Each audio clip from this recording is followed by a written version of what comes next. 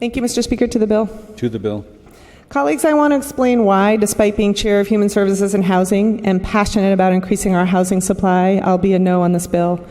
I believe strongly in increasing density and increasing the variety of kinds of homes in our urban growth boundary. And I recognize that the state sometimes needs to compel cities to do more to meet our Goal 10 requirements. I supported House Bill 2001 because it did this, but it also went through a thoughtful amendment process to increase the time cities have to comply with the missing middle housing by identifying improvements needed for infrastructure, by allowing time for siting and design as long as it isn't misused to deliberately curtail density, and it provided funding for cities to go through its planning and zoning processes. Senate Bill 534 does not take this thoughtful approach.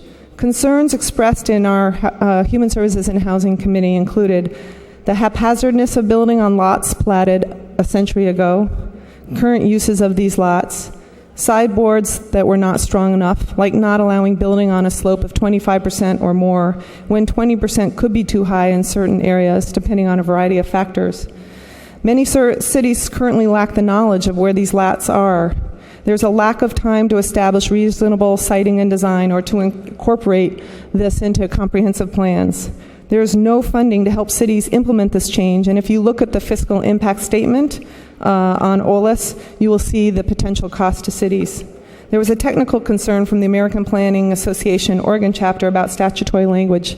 For these reasons, our committee passed it to rules without recommendation to give it more time to resolve. While the bill's implementation was extended from January to March of next year, just a few months from now, this falls far short of the time allowed by House Bill 2001. While House Bill 2001 had many, many supporters in addition to those opposing, Senate Bill 534 had multiple opposers and only one endorser. The whole Housing Alliance and affordable housing groups did not take a stand on this bill. Whether this bill fails today or passes and goes on to conference committee, which it would need to do since it was amended in the House, I appreciate the time to take a more thoughtful approach to skinny lots going forward. Thank you, colleagues.